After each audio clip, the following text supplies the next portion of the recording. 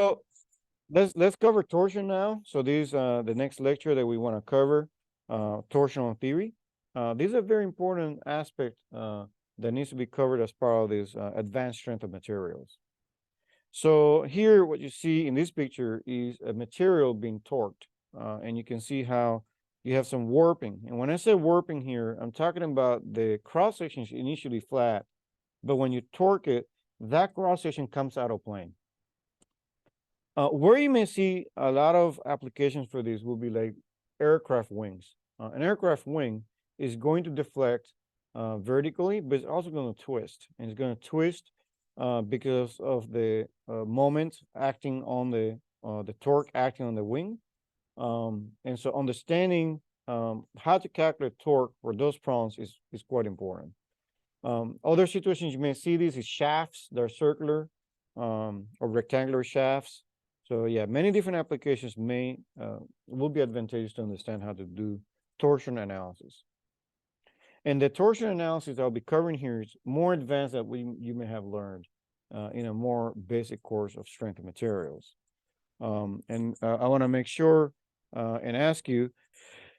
So this theory what assumes is it assumes that each section rotates as a rigid body relative to the length of the length of the cylinder.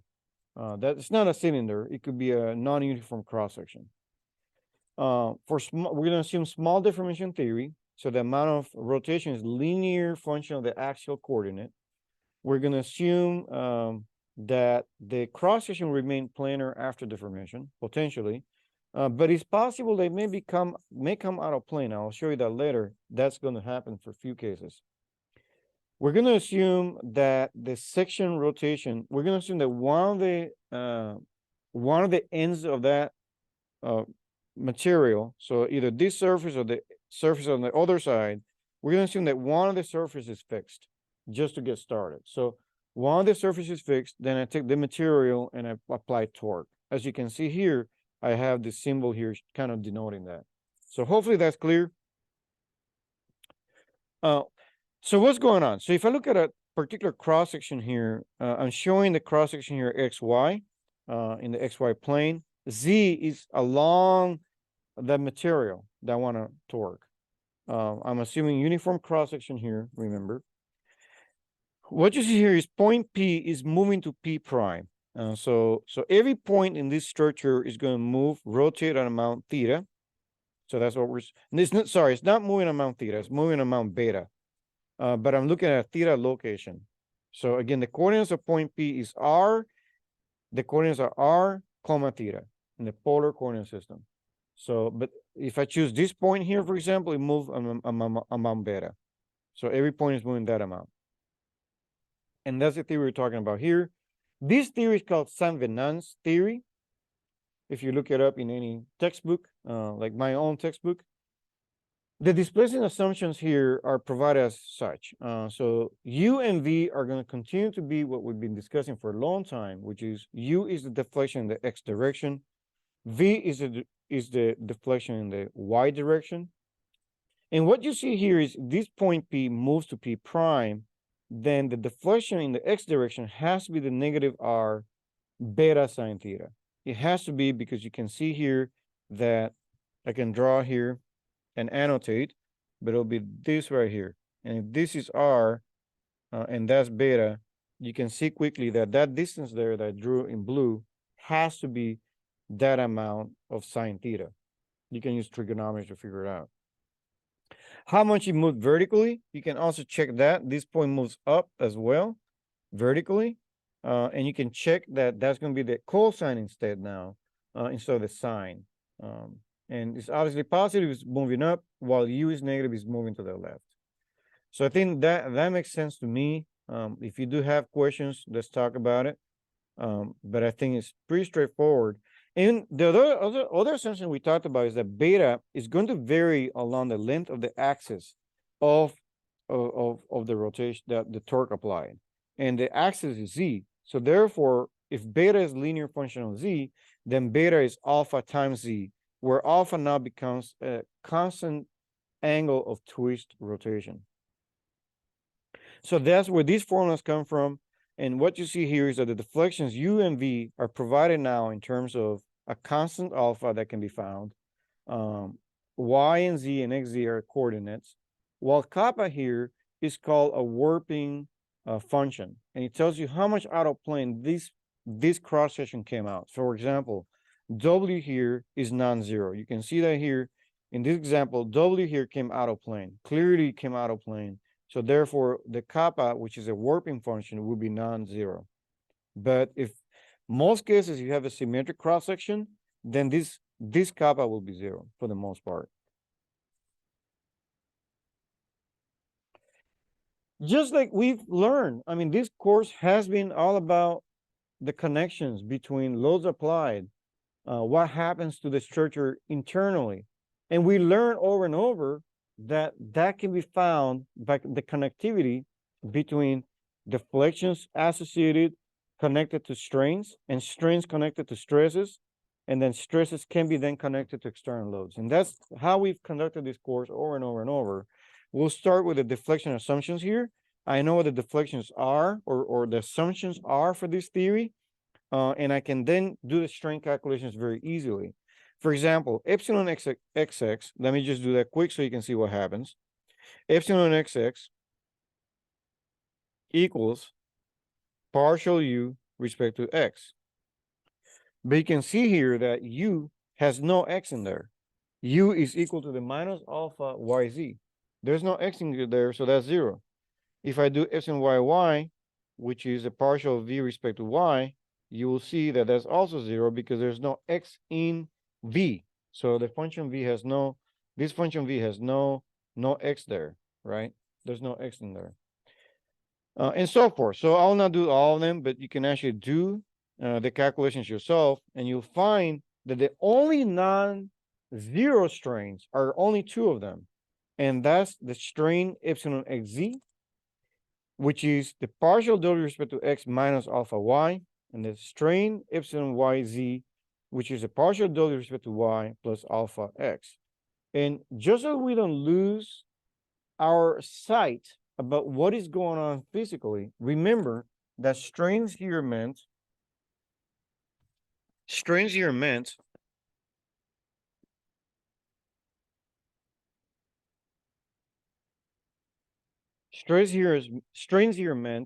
the distortion, the angle change due to loads applied. In the plane I'm talking about, the planes here are xz and yz, okay? And alpha here is unknown. Or is known. Maybe you know the twist that's applied. So once I know the strains, I'm able to now use the Hooke's law to, so once I know strains here, I can now calculate stresses using Hooke's law. If you recall, let me remind you that Hooke's law says that tau xz equals the shear modulus g times gamma xz. Or if you don't remember this is also twice g epsilon xz.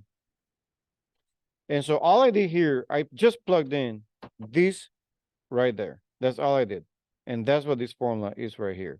Now, instead of using G, I use mu. A lot of books use mu, but that's the same as G. And I use that interchangeably in this particular lecture. So mu is the same as G, and that's the shear modulus. Now I have stress in terms of strains. The equilibrium equations are provided here. We already know what the equilibrium equations are. There's only one term you don't see here, and that's going to be plus tau zz respect to z. That's not there because we don't have that load. We showed you that earlier. I showed you that there's no shear stress in that direction. No stress in that direction. Not the shear stress was incorrect. This is normal stress in the z direction, directional stress. That stress is not showing up. So we don't have that term, but that's the equilibrium equation. Recall, that's something we covered, and it keeps showing up everywhere. And just to remind you,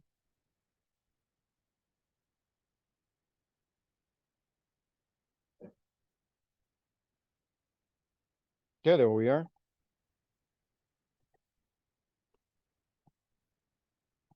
So now I have also the compatibility equations. So first you start with the equations we just calculated here from Hooke's law. So these are the formulas I have for Hooke's law.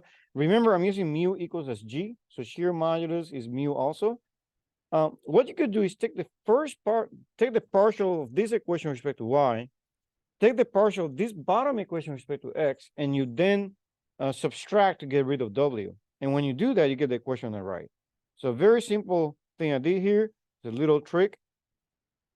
But you take the partial of this respect to Y, you take the partial of this respect to X, and when you do that, you can then subtract both of those equations to get rid of the W's. I don't want them. And so I get this equation here. So very cool way of thinking about it to simplify more. And now, similar to the area stress function, I'm going to use something called the Prandtl stress function. The Prandtl stress function is similar to the area stress function, where you assume that the shear stress depends on this phi, this formula phi. Where did it go? I apologize for that. So we're going to assume that there's a phi, function phi, Prandtl stress function. That phi is a Prandtl stress function phi.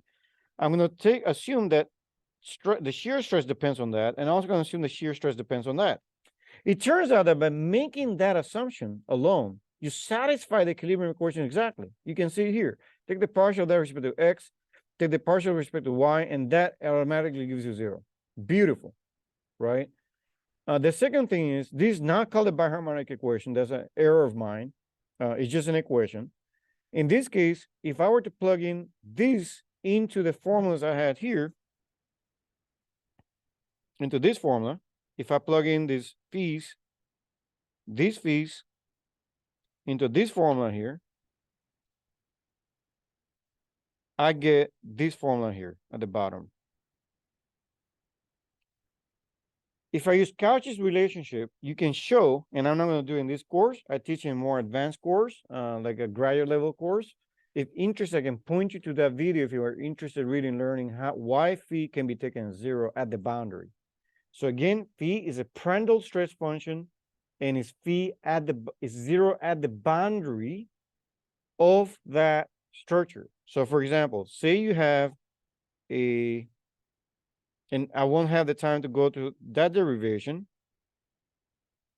but on this boundary, I'm talking about the boundary here that encloses that cylinder, for example, that's where phi is 0.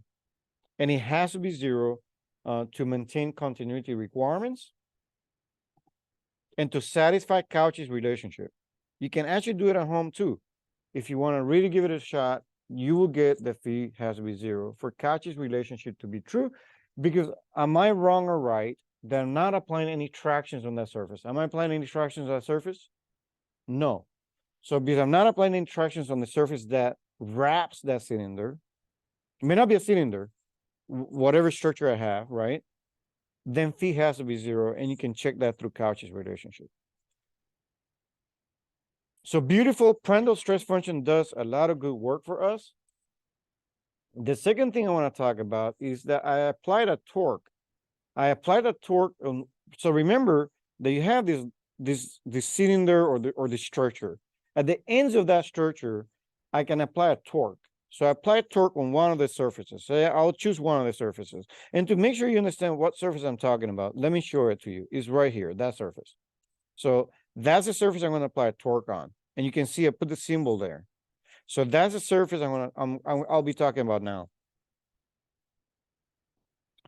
And let me remind you what DM is. And let's do, I really love that YouTube video that whoever posted. It made me laugh. And it teaches you how to do the cross product. It was a lot of fun to watch. If you haven't watched it, please watch it. Very, very well posted. DM is equal. So let's look at what's going on here. So I want to choose a square element here. And you can see that, do you agree that the first index should be Z, because I'm talking about the Z face out of the plane of this paper? Remember, the first index tells you where those shear stresses are acting. Those shear stresses are acting on the surface whose normal is the Z direction. Does everybody agree with that? That's why you see here the tau zx goes in the x direction, because the second index tells you which direction the shear stress is going. And then for tau zy, you can see that y goes upwards because that's the direction that that shear stress is going. And you can see that for that element dA, you can quickly see that this is going to produce a moment. And that moment, this is going to be fun because I'm going to be using the right-hand rule, right? But you can see here, that moment, you have this as a moment arm. That moment arm is y. Is that correct? Y? The location from the x-axis to that location, vertical location, is y. That's a coordinate of that point. That's the distance to the axis x. So the moment arm is y times tau zx.